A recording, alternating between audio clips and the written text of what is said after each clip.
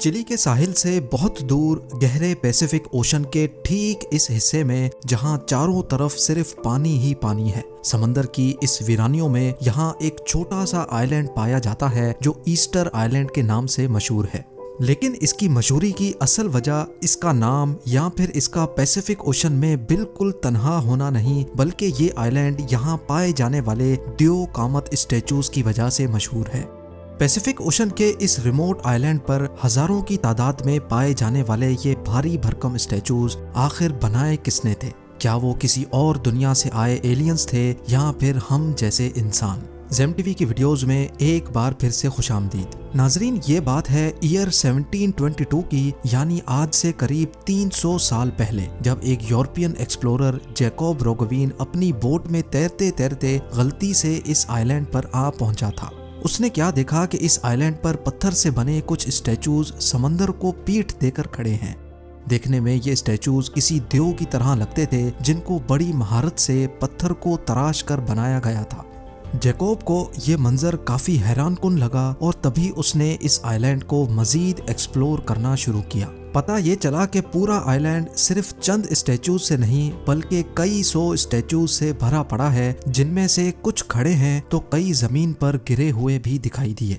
जिस दिन ये एक्सप्लोरर इस आइलैंड पर आया था वो दिन ईस्टर संडे का था, इसी वजह से इसका नाम ईस्टर आइलैंड रख दिया गया। उस दौर में इस आइलैंड पर सिर्फ गिने चुने लोग रहते थे और ये लोग इस आइलैंड को रापा नुई के नाम से पुकारते थे। लेकिन इन स्टैचूज को किसने, क्यों और कब बनाया ये उन गिने चुने लोगों को भी मालूम नहीं था।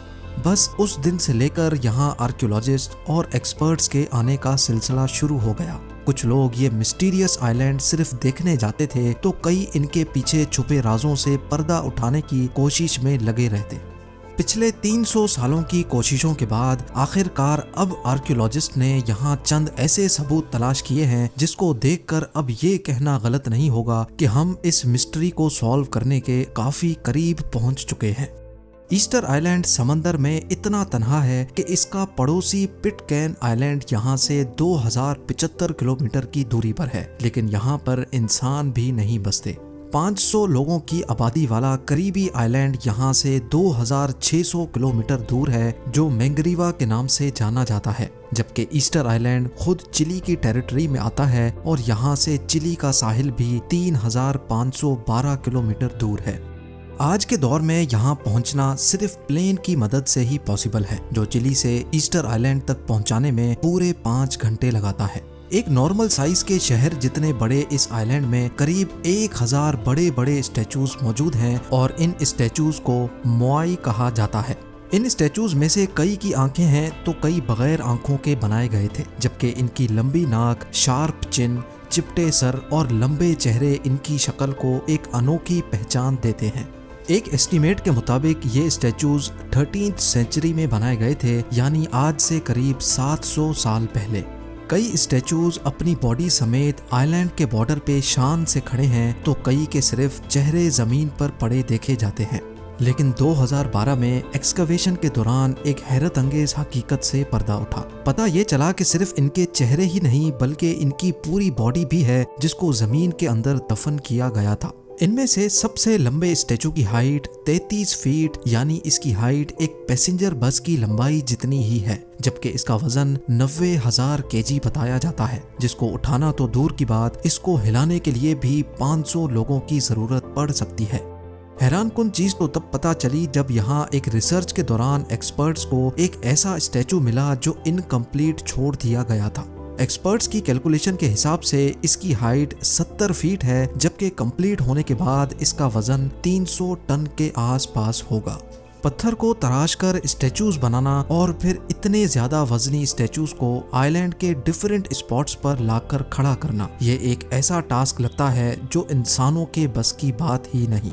लिहाजा कई सालों तक ये माना जाता था कि ये काम स्पेस से आए एलियंस ने किया है, लेकिन मॉडर्न रिसर्च से ये थ्योरी बिल्कुल गलत साबित हुई, क्योंकि साइंटिस्ट और आर्कियोलॉजिस्ट को कई सबूत मिल चुके हैं जिससे ये बात जाहिर होती है कि ये स्टैचूज इसी आइलैंड पर मौजूद इस वॉल्केनो से निकलने वाले वॉल्केनिक ऐश स्टोन से बनाए गए थे, यानी ये काम यहीं इसी आइलैंड पर रहकर किया गया था।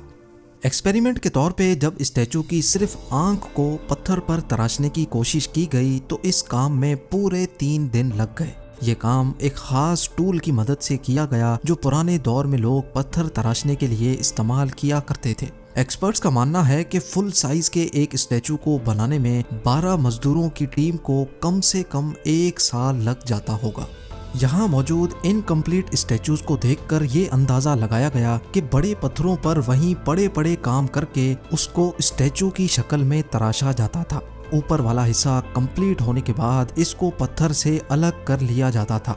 रिसर्च टीम को तराशने की बात तो समझ आ गई, पर अब ये समझना काफी मुश्किल हो रहा था कि इतने वजनी स्टैचूज को वोल्केनो साइट से कई किलोमीटर दूर आइलैंड के डिफरेंट स्पॉट्स तक कैसे पहुंचाया गया होगा, क्योंकि आखिरकार एक स्टैचू का वजन करीब 14 हाथियों के वजन के बराबर है। आज के दौर में भी अगर मशीन्स का सहारा ना हो तो ये काम करना इम्पॉसिबल लगता है। ये जानने के लिए कई स्टैचूज का मुआयना किया गया जो बीच रास्ते पर गिरे हुए थे, और इन सारे गिरे हुए स्टैचूज में एक चीज कॉमन थी। जो स्टैचूज किसी स्लोप पे गिरे हुए देखे गए वो मुंह के बल गिरे हुए थे, जबकि पीठ के बल गिरे हुए स्टैचूज चढ़ाई पर पाए गए। ये देखकर साफ जाहिर होता है कि जब ये स्टैचूज ट्रांसपोर्ट किए जा रहे थे तब ये स्टैंडिंग पोजीशन में थे और ट्रांसपोर्ट के दौरान ही ये गिरकर टूट गए। एक्सपर्ट्स का मानना है कि स्टैचू को रस्सियों से पकड़कर बैलेंस किया जाता था और फिर इसको आहिस्ता आहिस्ता चलाया जाता था। जी हाँ, स्टैचू को चलाकर आइलैंड के डिफरेंट लोकेशंस तक पहुंचाया जाता था। इस बात को प्रूव करने के लिए कंक्रीट की मदद से एक स्टैचू बनाया गया और इसकी तीनों साइड्स पर रस्सियां बांधकर इसको बैलेंस किया गया। एक खास एंगल पर स्टैचू को झुकाने के बाद एक साइड से जब इसको खींचा गया तो स्टैचू हैरत अंगेज तौर पे आगे बढ़ने लगा। इसी तरीके से स्टैचू को 50 फीट के डिस्टेंस तक मूव किया गया, जिससे ये बात तो साबित हो गई कि ईस्टर आइलैंड पर रहने वाले लोग स्टैचूज को इसी तरीके से मूव किया करते थे। लेकिन एक आखिरी मिस्ट्री को सॉल्व करना अभी भी बाकी था कि ये लोग कौन थे जिन्होंने 1000 स्टैचूज बनाए, और यहाँ आखिर ऐसा हुआ क्या था कि ये लोग इनकम्प्लीट स्टैचूज ही छोड़ गए। एक स्टडी में बताया गया कि रापा नुई या ईस्टर आइलैंड पर किसी दौर में 17,500 लोग रहते थे। ये लोग पॉलिनीशियन थे जो ईयर 300 में इस आइलैंड पर आए थे, यानी 1700 साल पहले। हैरत अंगेज तौर पे तब ये पूरा आइलैंड ऐसा नहीं दिखता था जैसा कि आज दिखता है। यहाँ दरख्तों से भरा एक घना जंगल हुआ करता था और इस बात के कई सबूत भी मिल चुके हैं। ईस्टर आइलैंड से 25 अलग अलग किस्म के पॉलन एविडेंस मिले हैं, जिनमें सबसे भारी मिकदार पाम ट्रीज की थी। अगर यहाँ इतना ही घना जंगल था तो आखिर वो अब गया कहाँ?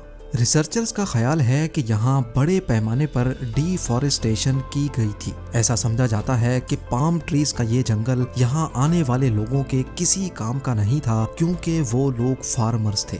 उनको एक ऐसी जमीन रिक्वायर्ड थी जहाँ पर वो खेती बाड़ी कर सकें और जहाँ उनको स्टैचूज को मूव करने में आसानी हो। इसी वजह से शायद उन्होंने अपने हाथों से इस जंगल को खत्म किया था।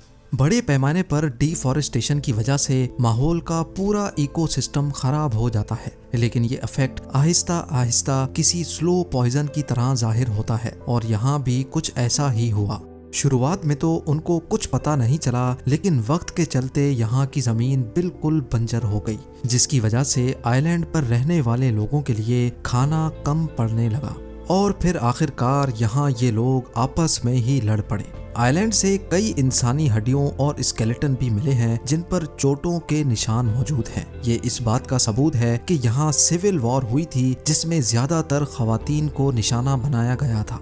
ईस्टर आइलैंड पर खवातीन की तादाद कम पड़ जाने की वजह से यहाँ की पॉपुलेशन आहिस्ता आहिस्ता कम हो गई, और आखिरकार एक वक्त ऐसा आया कि बच जाने वाले लोग यहाँ से माइग्रेट करके कहीं और चले गए।